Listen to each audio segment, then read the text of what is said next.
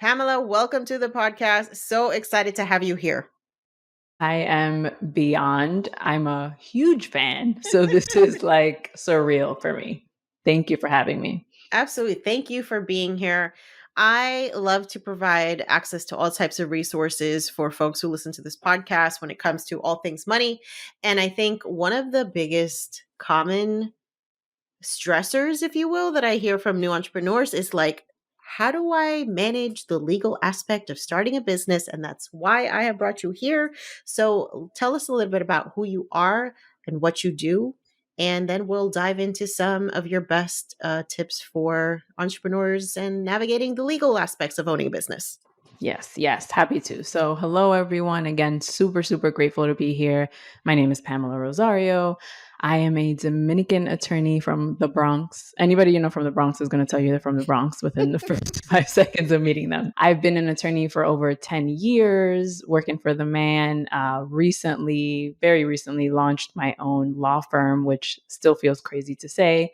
My focus now is first and foremost educating my community and making sure that we all know the setbacks that are involved in like the legal world and setting up your business, and also offering my intellectual property services, filing your trademarks, your copyrights, protecting your businesses via contracts. Okay, so do you come from a family of abogados, or was this like a brand new thing that no one has ever done in your family? And so I'd love to know more about your legal journey and what made you want to take this path. Yeah, I mean, I think that growing up in my household, and I think Latino households in general, you really have one option. It's you come here, you go to school, and you get a job, and it has to be a high paying job. Hmm. So for me and my family, it was no one is a lawyer, no one is really have gone to college or any of that stuff. So I was the first, and I was like, well, I'm not going to be a doctor. So it was doctor or lawyer. I'm going to be a lawyer. And that was it. I was like, I need to have money. I need to have a high paying job to help my family and get through all of that. But I went to school, I went to college, I went to law school, and the whole time was kind of thinking like, this is whack. Like, this is for the birds. I just didn't enjoy doing it. And, as a kid, I was very creative. My family thought I was going to be like an actress or a dancer. I used to take menthol and put it on my eyes so that I could cry, do these like novela scenes. But that doesn't pay the bills, right? So all through law school, I was like, what can I do that I will enjoy? And at the time, opening up your own shop and entrepreneurship wasn't what it is now. There weren't resources, there wasn't information. So I got into compliance a little bit after law school, and then I landed a really great job. And by really great, I mean great salary, amazing benefits, prestigious or whatever. And I was there for 7, almost 8 years, all the while evolving as a human, but not really feeling fulfilled. And then 2020 came, and, everyone's year of reckoning, I call it. And I was just thinking of ways of how can I help people? What can I do during this time that will serve? I'm a lawyer. Let me use my skills. And I didn't even call it a law firm in the beginning. I was like, I'm going to start a legal consulting business and see how people need help. And it really took off and flourished from there to, where I am today. I love the fact that you brought up this very, very accurate narrative where we are given as like first gen kids go to college and become a doctor or lawyer. Like that is That's it. one of two That's it. options, right? So that's the That's only it. option you have. I'm curious what your experience was like being in this space, as a law student where we don't see ourselves represented, right? So I'd love to know your, personal anecdotes or perspectives on what that experience was like and some of the challenges you may have faced along the way. It was tough, just off the bat. I think that the legal field, even if we're going to higher education, it's very white, very male dominated industry. And so when you look to people who are successful and above you and they don't look like you, it's very difficult for you to imagine that you can attain that. It Yeah. doesn't seem attainable and that you could make that kind of money. So it was very tough. Even in college, I went to college in upstate New York. And again, huge white population, huge school. And I felt a little bit of reverse culture shock. You know, you come from New York City and you're like, I'm super woke, like I'm around, but you're really around people that look like you in your neighborhoods, right? You don't, Yeah. I didn't know a white person till I got to college. So it was just a very rough environment for me to be in because I didn't feel like I could flourish. Mm. And it took a lot of time and I think therapy to really come into your own as a woman of color in this industry and really feel like you can make that path for yourself, even though you haven't seen others do it in the same way. Mm-hmm. Yeah, that's really, I think a lot of folks can resonate with that experience. So I'm curious, you mentioned the pandemic was sort of the start of you doing your own thing as a lawyer. So how did you actually go about monetizing your skills outside of a corporate firm?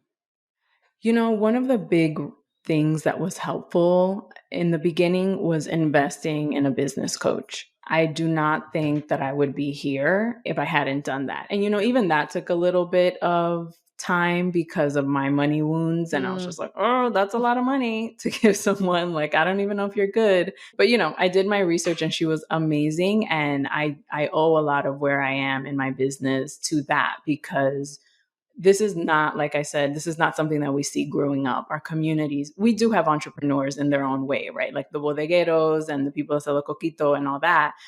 But we don't know about finances. We don't know about marketing and branding and all of that stuff. And so I knew that I was going to need a guide through the process. And at first, I just was like, well, I put out an Instagram and I had a little rinky dink website. And really, very gratefully, a lot of the work that I got in the beginning was word of mouth. I didn't take into account how important it is for people to see people that look like them in the legal profession or as an accountant or as a financial expert, all of those things. I didn't think people really cared, but they do. It's important to them because we speak their language literally and figuratively, you know, and they see us and there's an automatic sense of comfort. And so really there was no rhyme or reason. It just kind of took off. People enjoyed seeing I've never met a Latina attorney. And I'm like, that's crazy, first of all, but okay. very. Yeah. But, and it took off like that. And they said, my friend recommended you and all that. And then I started to put into place, you know, the tools that I was learning from my business coach, the marketing and all of that stuff. Mhm. Um, yeah. So that's really where I am today. Still learning, of course. I'm still a baby entrepreneur, but we're out here. You are. And you know, it's funny. I love that you mentioned that people were attracted to you because of your identity, which I think is like not something that a lot of people realize can be such a valuable marketing tool that you Wow. literally don't even have to think about, right? It's just how Yeah. you show up as a person who is not commonly seen in a space. And I think about my own journey as a food blogger in the Latin food space and now as a podcaster in the Right. Latina space. And it's like leaning into that identity is what has helped me get to where I am. It's not me Right. trying to whitewash myself and, you know, code switch and be the corporate version of me. It's actually completely opposite of what I think a lot of us think we have to do when we're showing up as entrepreneurs. And I invite y'all, if you are thinking about starting business, lean into what makes you different. And if that is the fact that you are a Latina or you're a person of color or you are from the LGBTQ community, you are some marginalized group, like that is such a freaking asset. And that's one thing you can't buy. Right. And that no one can replicate. Mm-hmm. Show up as yourself. I love that you said that because it is the total opposite of what I had to do in corporate America. It Ooh. was the straight hair, it was the whitewashing, the code switching, everything that I essentially innately was, I believed did not belong in that space, right? Because I was Mm. being told that or I was seeing it. Again, the people at the top didn't look like me. So if Mm-hmm. my hair is straighter and I speak differently, I'm going to get there, right? Or at least close. Here, I just got to show up as me Mm. from the Bronx, me as a woman, me however that looks, right? And it Yeah. still means that I'm capable and I'm intelligent and I can do the job, but I also curse and talk like you know, like Yes, I'm here they're for not it. mutually exclusive. I absolutely love that. Okay, so let's dive into Legalese 101 when it comes to Mhm. entrepreneurship because I think, and this is my opinion, that some of us get caught up in worrying about this shit way too early. Like, you haven't made a single dollar with your business idea, and you're out here thinking about LLCs Right. and fucking intellectual property. And I'm like, ma'am, you don't even have any intellectual property to fucking secure. What are you Right, talking right, about? So right, when right. is the right time to actually start thinking about, trademarking your new business? Let's start there. Yeah. Just start. Like, start the business, right? I, of course, am going to be a champion for let's get these protections, let's get your contracts in order, let's get your LLC, right? When the time is right.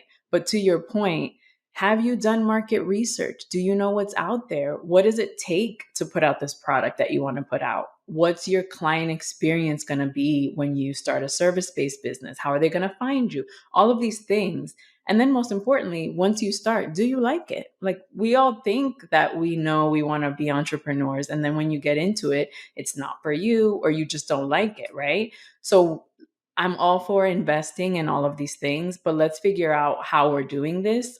Is it a viable money making machine? And do I like doing it? Once you're there, once you've started, once you've sold the first product, you have a client, a focus group, whatever it is, then let's talk about expanding into these other, buckets of where you're going to get protected. Okay, so what's the first things that you should be doing to protect yourself legally as a business owner? Should it be something like trademarking? Should it be creating an LLC? What's your thought process around that? I kind of, when I talk to clients that are like right before in the idea stage or they're going to start, I divide it into these three buckets, which you touched on. It's the business entity, which is your LLC, a corporation, what have you. There is the contractual relationship, and then there's the trademark. It's kind of in that order, depending on your business generally. So once you've started and you know that it's viable and you want to move forward, let's talk about your business entity, because that's where you are going to get protection from liability for your personal assets, right? I mentioned, and I'm going to mention LLC a lot because that's just the most typical one. It's the easiest to form and the easiest to maintain. You form your LLC, and that's going to divide your personal bank account from your business bank account, your home, your assets, all that. That's going to protect you. You're registered with the state. Then let's talk about contractually, who are you interfacing with on a business level? If you have clients, if you're a coach, you 100% need a contract for your clients, right? Your own template that you use. If you're a product based business, a contract, so to speak, is your privacy policy online, your terms of use. Those are the contracts for the people that are going onto your website. If you're a product based business, do you have a manufacturer that you purchase things from? That's where we're in that bucket. Let's get you protected before you start bringing in, or as you're bringing in this money, to protect you from that. And then we're going to talk about what I like to call the big kahuna, like intellectual property, because it's an investment to file a trademark, do your copyrights and all of that, but it could also be the most monumental in the sense that you can make money off of your intellectual property. If you don't protect it, it can be stolen and other people can make money off of you, all of those things. So in kind of that flow, working with someone where you can identify what you need and when you need it is really important. Yeah, I love that. And so my own personal journey, like I didn't start my LLC for 5 years because I don't Mm, know, was there something about that just felt like I would say imposter syndrome almost. It almost felt like, who the mm, hell am I to be like having an LLC? I'm just right, out here like as a blogger, right? And right, so right. I think it's like there's a mindset shift that has to happen where you stop thinking about your business as like this cute little thing that you do on the side. Yes. And it's like, yo, this is like real shit. You paying real taxes on this stuff. Like, let's start Right, treating it right. like that. Yes, that happens so much. I get people where I'm like, why don't you think that this is real? This is real, sis. Like, it's a business. Let's start acting accordingly. Yeah. And then that's how you grow, really. Yeah. Okay. So I want to ask you about this new trend that I've been seeing in communities of Uh-oh. color, which I think is going to irk you because Uh-oh. it sounds silly as fuck. But apparently there's this new thing where like people are gifting LLCs to people. What? And I'm just like, first of all, what does that mean? And secondly, why is that a bad idea? Oh my, where do I start? Um, First, why? I think it's a bad idea for all of the reasons we just mentioned. What are we using this LLC for, right? There are things you have to do to maintain the LLC. It's not just like a cute little gift. One, you have to pay annual dues depending on your state to maintain it. Two, you have to act as an LLC. What if this person is not ready to start this business or to start dividing up their funds, or they're still, God forbid, taking payments on like Cash App and Venmo, which Mm. are please a no-no. I don't understand this trend. I hadn't heard of it. I don't see the Yeah. point. I think people think that by giving you an LLC as a gift, that means they're giving you a business. And it's like, Hmm. no, that's not how this works. No. If you think about it, an LLC is really just your state saying, okay, you now have permission to move forward and start this business.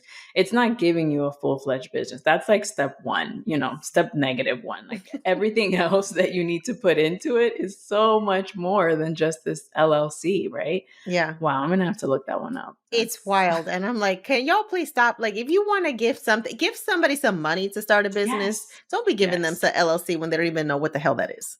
Right. And also, I know that it's trendy now. Not everyone is meant to be an entrepreneur, and that is Mhm. okay. It's wonderful. I love that it's trendy now, but I think that it creates this pressure in some people of like, we all need to be starting businesses, even though we don't know what we want to do or how to do it, or like, it's okay. Not everyone is. I won't even say cut out for this. Maybe they just don't want to. Like, this Yeah. is not for them, and so this gifting of an LLC is interesting. It's wild.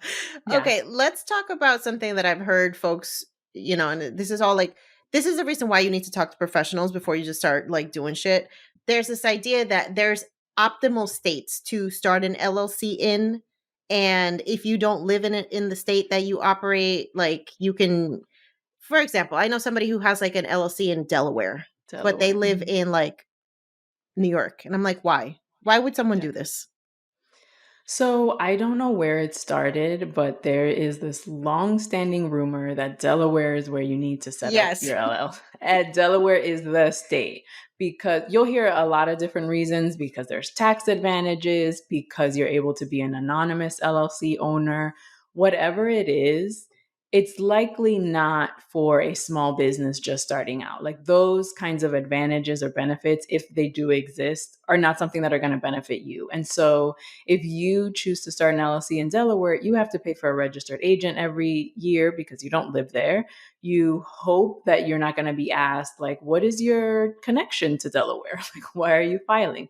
So I really like implore people to speak to an accountant before you even think about a business entity. I think there's a common misconception that this is a legal question, but it's really like a tax accounting question. They'll tell you, oh, you should be making X amount of money before you even start an LLC. This state makes sense for you because of the tax advantages. What's going to happen at tax time? How are you going to be taxed? And so when you're doing that, make sure that that conversation is happening in conjunction with a lawyer, and but really, really with an accountant, a CPA, some kind of tax professional, because the internet is full of rumors like that. And you'll Mhm. have everyone setting up LLCs in Delaware and be paying $300 a year in like this annual tax they have for no reason.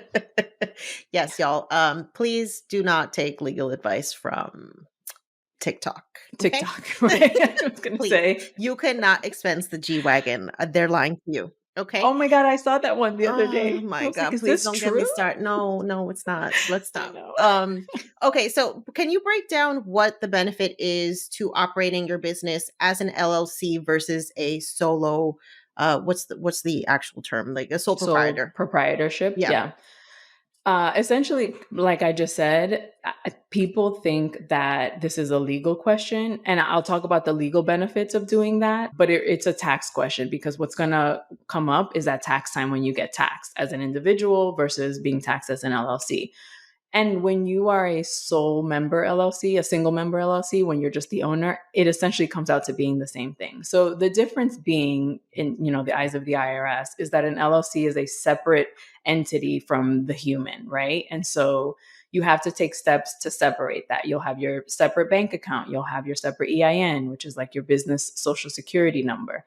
And what it does is it essentially shields you from liability. So if someone were to sue your business, God forbid, for something that happened, they would sue the LLC and they wouldn't be suing you as the human, which is great because, again, you're protecting your personal bank account, your home, your car.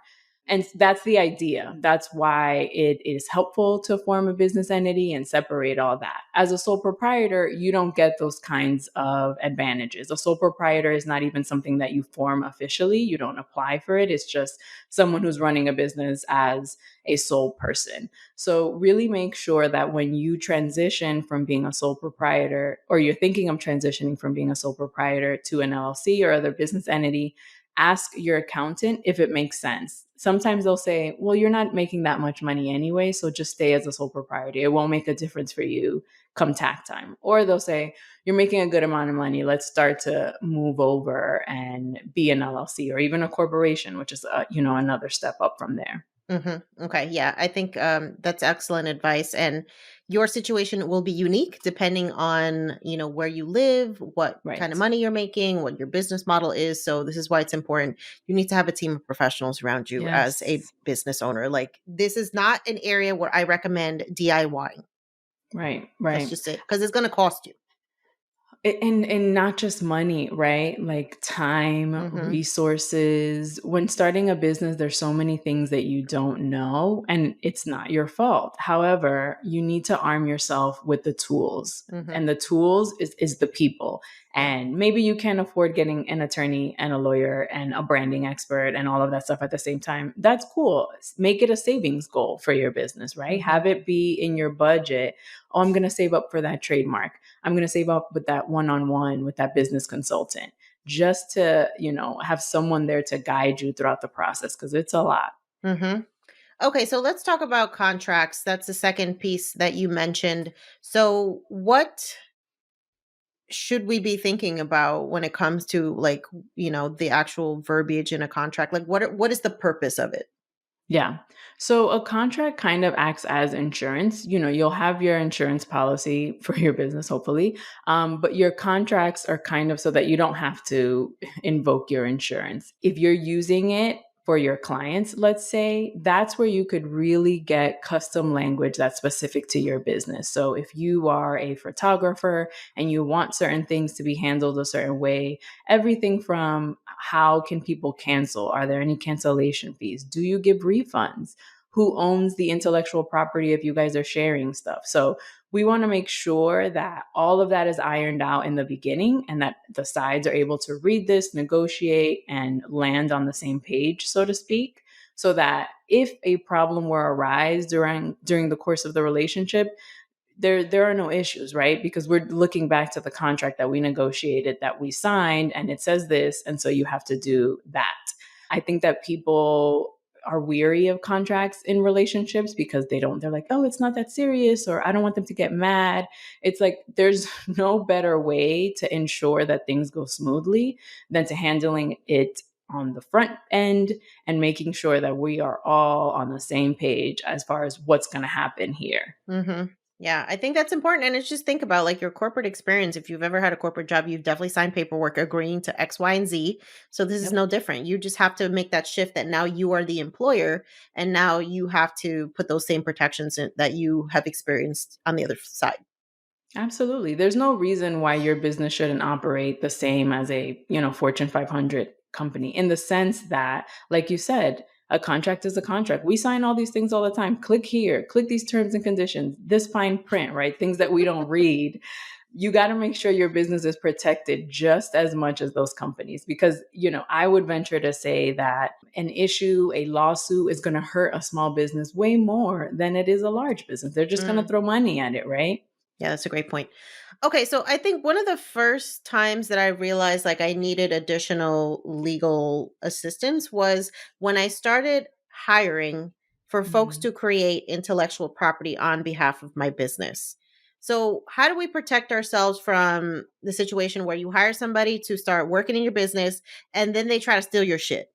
Yes, yes, which is all too common now because of how the internet is. Yeah. Two main ways, and really the only ways. One is contracts, which we talked about. I think people don't realize that in contracts, there are a whole host of intellectual property protections that are included. For example, if you have an independent contractor agreement, let's say you're hiring a social media manager to create content for you.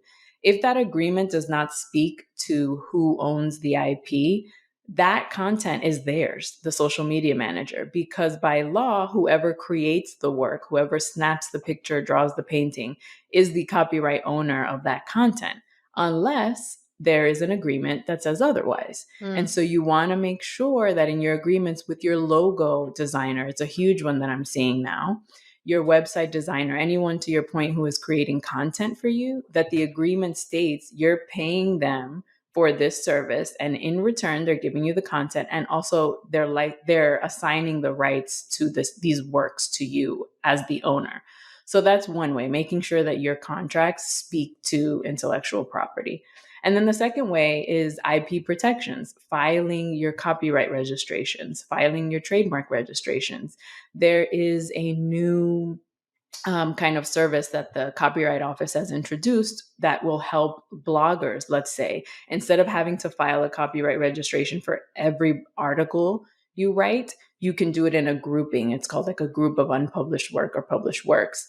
10 articles you can file under one registration. And it just makes it easier, because the way that people are pushing out content now, it is really burdensome to have to file a registration for each one separately. So always making sure that your contracts speak to intellectual property, and then going that extra step and working with an IP attorney to get those copyright registrations, get those trademark registrations. Because if you do find that someone is stealing your work, that's when you can come and start sending your cease and desist letters and, talk about, I have this registration here. Cut Okay. the shit. Yeah. It's important to have that legal protection, right? Because even though I know the Digital Millennium Copyright Act gives us sort of like this blanket protection, and I say this Yep. in air quotes, as digital content creators, the difference between what that does and your actual ability to take something to court is Yes. determined by the actual registration, right? So I think that's the important thing. You can have copyright protection and like you can, send a message to a website host that it's like, hey, this person copied my shit, and they have an obligation to take it down. But like, if you want actual legal recourse and financial, the ability to sue somebody for financial damages, that's when this registration is important. 100%. Copyright law, by law, like I said, whoever creates the work gets automatic copyright protections. But like you said, it only takes you so far. So you'll be able to maybe hope that you can stop someone from stealing your content. However, if they were making money off your content and you wanted to sue, you wouldn't be able to sue without that registration. You wouldn't be able to recoup the money that they made. And you even get attorney's fees in being able to file suit with the copyright protection. So it really just like bolsters up your protection. And copyright protection is straightforward. It's really inexpensive as compared to like the trademark process. It's like a year and, thousands of dollars. So Mm-hmm. it's well worth it in my opinion, especially if you are a consistent content creator that is pushing out content. Yeah. Okay, so let's talk about trademarks. So I've done a couple of them, and oh my God, the process is Yeah. grueling, but I'm so glad because I actually had a situation where somebody was trying to start a podcast that was very similar to Yo Quiero Dinero, like with the name and shit. But Mm-hmm. the fact that I had already started the process, it wasn't officially registered at that point, but I was like, this is on its way to getting registered. So I suggest you change the name now, because when it is, I'm going to sue you. Like, Yeah. it's not even a question. Yeah. And that was I'm enough for coming for them to you. do. Yes, that was Yeah. enough. So like, I think like 90% of the time, just having the ability to threaten somebody is like super powerful, because it hardly will ever go, as far as you think it will. Yes, Um, yes. but it's powerful to have those, like, to be planning ahead for those times, when that might be a thing. So trademarking, when are we supposed to start thinking about this? Is it literally like in the beginning when you're thinking about naming your business? Like, should we be doing trademark searches, or is that preemptive? I think you should Okay. because for this reason, right? If you, at least the comprehensive search, if you're like, this is the business name I want to use, and then you start investing a bunch of money into it, buying the URL, getting a logo, getting a fancy website, packaging if you're a product based business, and you still don't know whether you can use the name, that to me is heartbreaking because, potentially down the line, someone could come knocking on your door and say, hi, I have a registered trademark for that name. I see you're growing. It came to my attention that you're using that name. You have to cease all operations. And, Mm, on the good side, it could just be someone being very nice and I'm sending you a cease and desist. Please stop. No harm, no foul. yeah. I've seen it go where someone shuts down your Instagram account. Oh, and you damn. lose all of that brand recognition, your clients, your followers, which, as you know, is very difficult to build up, right? Hmm. Organically. So if they're really mad, they can file a complaint with Instagram to get your account taken down for trademark infringement. And what does I do that that all the cost you? time now that Yeah. I have a trademark. Yeah. I'm that And you person. have to, right? That's how you have to protect your brand, right? It's about brand recognition. Yep. So thank you for saying that, because it happens all the time. Yep. And so not only are you out on money that you invested in all of this stuff all the time, all the goodwill, it's just not worth it. And I always say this, I know that a trademark is an investment. I really do. But on the flip side, the catastrophes that could happen if you don't have one, or at least knowing that you can use the name, are just, the cost can far exceed what a trademark is going to cost you. And what's the average cost, so that folks can start to think about budgeting that into their business goals, if that's a thing? You will see it's a large range, Yeah. unfortunately, but from what I've seen from other attorneys, anywhere from like $1,500 to $5,000. But what you need to do is ask what comes in this package, right? Like, what am I paying for? That $5,000 package is going to get you, trademark monitoring after you have a registration. It's going to be looking out on the internet for someone using your name, sending out cease and desist. The 1,500 package may just get you the search, applying through the process. And that's fine, right? It Hmm. depends on where you are in your journey. Just ask questions and don't be afraid to ask about payment plans. There's a whole generation, or just a whole host of attorneys now that are really trying to make this stuff accessible to clients, not necessarily by lowering their rates, but by offering payment plans. Let's break it up. Let's see, what I can do for you so we can get this done for your business. Hmm. Yeah, I love that. Okay, what happens if you do a trademark search and you find that the trademark has been abandoned? Does that mean that you can now file a new trademark to basically take ownership of that? It depends. I Okay. know that's the lawyer answer, but it depends how long it's been abandoned, if it's in the same goods or services category as yours, because when you apply for a trademark, it only matters if you find another name that's similar to yours. It really only matters if you're in the same industry. So Dove chocolate can exist in a world where Dove soap does. They're both registered trademarks because they're completely different. So and in looking at an abandoned mark, you have to look at how long it's been abandoned. I believe it's after 5 years. And then what goods or services, what class they filed under. But that's a Okay. great question. Yeah. I I asked selfishly because I'm helping one of my friends start a business, and we looked it up and it's like been abandoned since 2002. So I'm like, I think we're in the clear Oh, you're here. probably This is good. good. Yeah. You're probably good. Not legal Yeah. advice, but you're good. This is not legal advice. Okay, so I heard you mention insurance previously. That was also something that I did not realize I needed to have Yeah, until yeah. I actually got the request from a brand that wanted to partner with me. And I guess Yep. because of the amount of money that they were going to pay me, they're like, we need you to have liability insurance. Yep. So when should we be thinking about this? And are there specific industries that maybe warrant having, higher insurance policies than others? Yes. So it's very industry specific as to which coverage you'll need for sure. I think that I even see it in influencer agreements. A lot of them are now starting to have these just like general liability policies, Yeah. which is like your bare bones, what probably every business should have. If something generally happens with your business, this is your insurance coverage.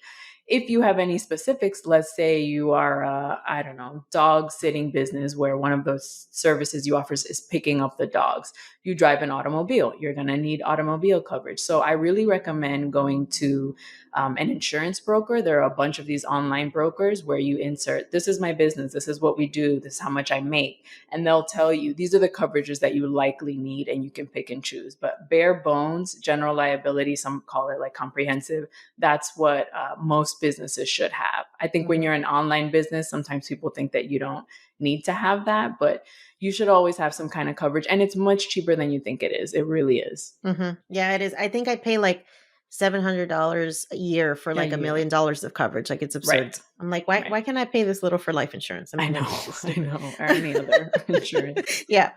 Okay. I would love to know, like, what's the biggest or craziest like horror story that you've seen in your work, especially, with new business owners? Like, what's the craziest shit you've ever seen? Oh, where do I start? Honestly, there's just so many, but I'll just think very recently.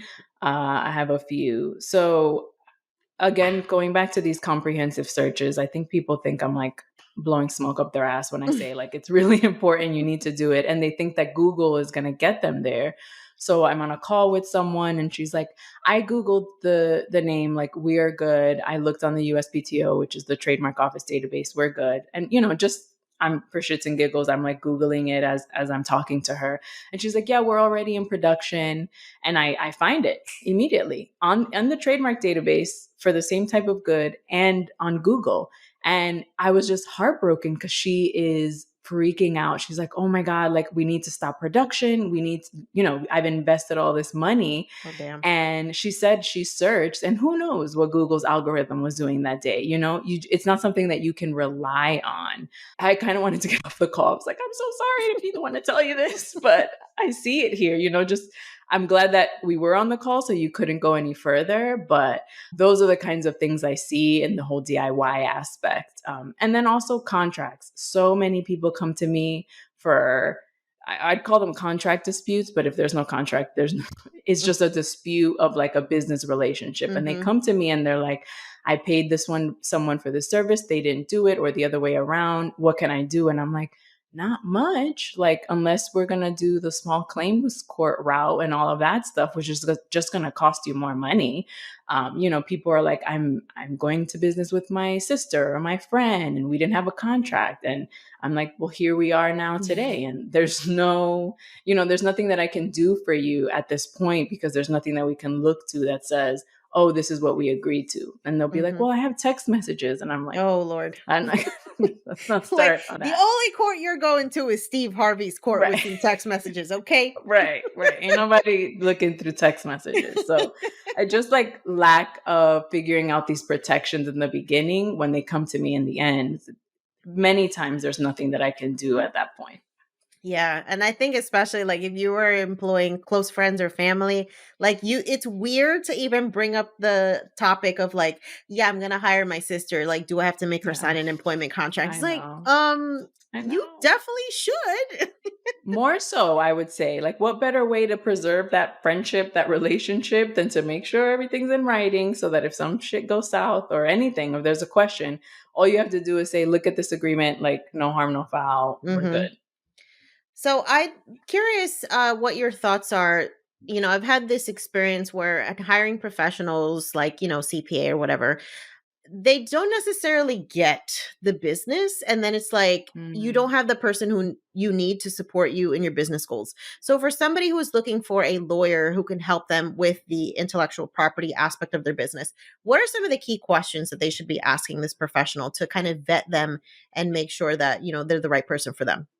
Yeah, I love that question, because not enough people think about that. You want to make sure that the people you work with align, like you guys vibe, but also that they have experience in what you're doing. And so now when there's a lot of people niching down, I think that's great because it helps the customers find them. So I would ask them, what is your specific expertise in this area? Like, do you have other clients that are like me? Do you have experience with product-based businesses?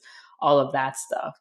Ask them how their fees are structured, right? I asked about payment plans. A lot of lawyers are doing that to make sure that the way that they accept payments, or how their fees are structured, aligns with how you're able to pay them, right?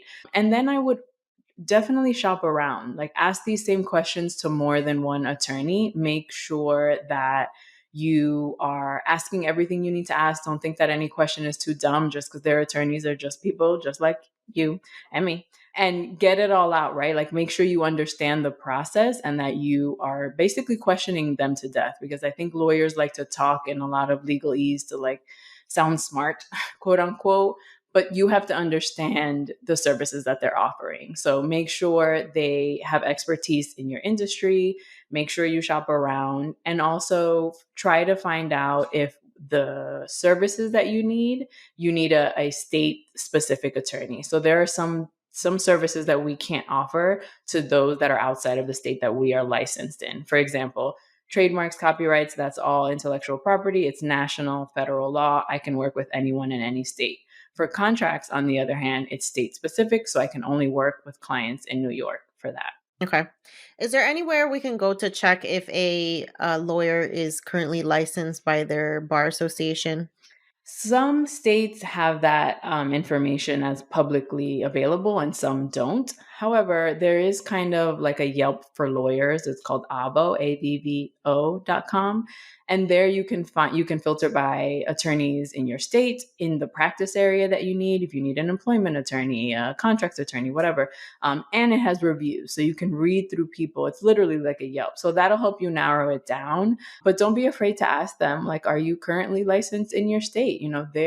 I'm sure we've seen in the news lots of attorneys that have been practicing without a valid license. Mm-hmm. So that is a fair question. And if anyone, gets upset or balks at that, that's ridiculous. Yeah, Like, that's a here you red go. flag. Yeah, red flag. That's awesome. And we'll make sure to link that resource in the episode show notes. Okay, Yes. so if you could leave, new entrepreneurs with one piece of advice when it comes to starting off the right foot with their legal aspect of their business, what would it be? I think that you need to make sure that you admit that there are things that you don't know.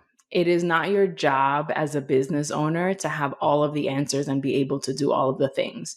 Your job is to have an understanding, of course, of the inner workings of your business and then figure out how to get the help you need. That's why subject matter experts are amazing. Lawyers, accountants, website designers, you're not an artist, financial experts. Let them help you. That's what they're there for, right? Save up for these things, because DIYing yourself through entrepreneurship is not it. It's It is just not it. it's not it.